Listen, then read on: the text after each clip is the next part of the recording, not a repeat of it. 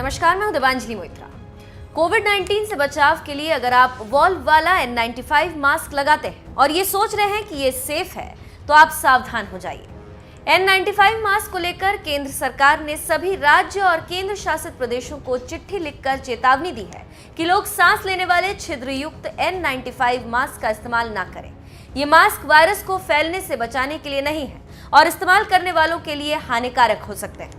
स्वास्थ्य मंत्री हर्षवर्धन ने ट्वीट कर कहा, वॉल्व लगे N95 मास्क कोविड-19 के प्रसार को रोकने में सक्षम नहीं। छिद्रयुक्त श्वसन यंत्र लगा N95 मास्क कोरोना वायरस के प्रसार को रोकने के लिए अपनाए गए नियमों के विपरीत है।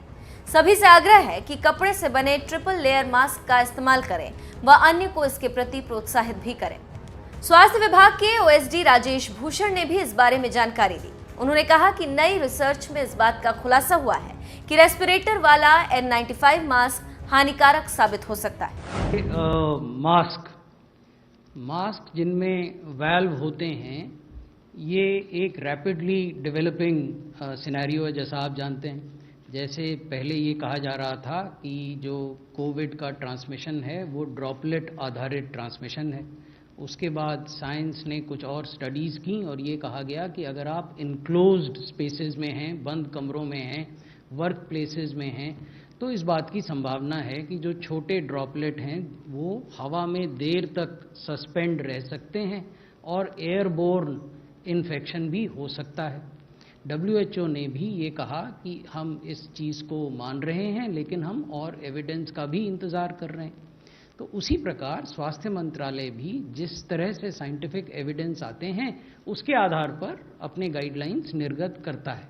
हाल के दिनों में कुछ साइंटिफिक स्टडीज़ हुई जिन्होंने ये कहा कि इस प्रकार के N95 मास्क, यहाँ मैं ये भी बताना चाहता हूँ कि N95 मास्क रेस्पिरेटर, जिसको वाल्व कहते हैं, उसके साथ और बिना रेस्पिरेटर, जैसा ये सज्जन ने यहाँ पहना हुआ है, हाँ, ये भी N95 मास्क है और शायद इसमें रेस्पिरेटर नहीं है, कम से कम यहाँ से नहीं दिख रहा। अच्छा है, तो बिना रेस्पिरेटर के भी N95 मास्क आते हैं और रेस्पिरेटर के साथ भी आते हैं।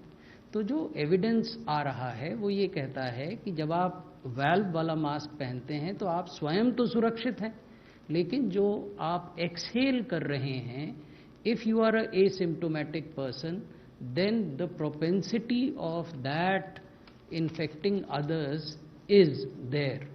This is a evolving situation. अगर कुछ और तथ्य हमारे सामने आएंगे और हमें ये आवश्यकता लगेगी कि इसमें कुछ संशोधन करने की ज़रूरत है, तो हम करेंगे। वर्तमान स्थिति यही है जो हमने अपनी गाइडलाइंस में बताई है। तो ये तो मास्क